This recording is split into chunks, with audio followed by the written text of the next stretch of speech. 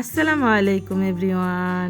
ঈদ মোবারক, ঈদ মোবারক, ঈদ মোবারক। যেহেতু কোরবানির ঈদ, সেক্ষেত্রে আমাদের ঘরে তো মাংস আছেই, তাই না বন্ধুরা? তো আজকে সেই মাংস দিয়ে সিম্পল একটা রেসিপি করে দেখাবো আপনাদের, যাতে আপনারা সহজে এটা করে খেতে পারেন। এখানে হাড় ছাড়া মাংস নিয়েছি, সব এক রকম করে কেটে নিয়েছি, ধুয়ে পানি ঝরিয়ে শুকিয়ে এখন একটা কাঁচা চামচের সাহায্যে মাংসগুলো কেচে এই তো সুন্দর করে কাঁচা হয়ে গিয়েছে। এখন আমি ব্ল্যাক পেপার কালো গোলমরিচের গুঁড়ো আর লবণ দিয়ে এক পাশ সুন্দর করে মেখে নেব।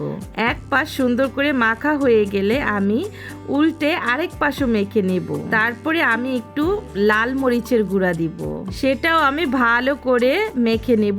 দুনো পাশ খেয়াল রাখতে হবে যাতে মাংসতে কোনো পানি না থাকে। এপাশ ওপাশ করে সুন্দর করে হাত দিয়ে মেখে নিতে হবে। এই তো মাংসটা মাখা শেষ। এখানে আমি 2টা রসুন নিয়ে নিলাম। রসুন 2টাকে একটু ছেঁচে একটু থেতো করে নিলাম। আরেক দিকে চুলাতে প্যান বসিয়ে দিয়েছি, সেখানে আমি কিছুটা ঘি দিয়ে দিলাম। এটা বাটার দিয়ে করলেও ভালো হয়, আমার বাসায় আজকে বাটার নেই, এজন্য আমি ঘি দিয়ে করছি। ঘিটা একটু গরম হয়েছে, এখন আমি মাংসগুলো দিয়ে দিচ্ছি। মাংসগুলো দেওয়ার পরে রসুনগুলো ছিটিয়ে দিলাম।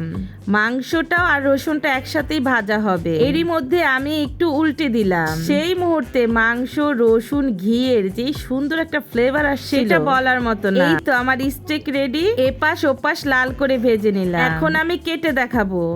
এখানে একটু গরম গরম ঘিও দিয়ে নিচ্ছি। অনেকে লাল লাল স্টেক পছন্দ করে, ভিতরে লাল লাল রক্তের মতো দেখা যায়, সেগুলো আমার ভালো লাগে না। আমি এজন্য এভাবে স্টেক করে খাই। দেখেন আমার স্টেকটা অনেক জুসি হয়েছে, মাশাআল্লাহ। খেতেও কিন্তু অনেক মজা হয়েছে। আমাদের ঘরে তো এখন মাংসের অভাব, তো বাসায় তৈরি করে খেতে পারেন এমন মজাদার স্টেক। দোকানে স্টেক খেতে গেলে তো হাজার হাজার টাকা গুনতে হয়। এভাবে স্টেক করে খেয়ে দেখবেন, দোকানের তুলনায় কোনো অংশেই কম না। আলহামদুলিল্লাহ, খুবই মজাদার এই রেসিপিটি বাসায় করে খেয়ে দেখবেন, আর সময়ও কিন্তু লাগে অনেক। আর এই রেসিপিটি করে খেয়ে কেমন হলো সেটা জানাতে ভুলবেন না কিন্তু বন্ধুরা। আজকের মতো এখানে বিদায় নিচ্ছি, আবার দেখা হবে, কথা হবে অন্য কোনো ব্লগে। সেই পর্যন্ত ভালো থাকবেন, সুস্থ থাকবেন। আল্লাহ হাফেজ এন্ড আসসালামু আলাইকুম।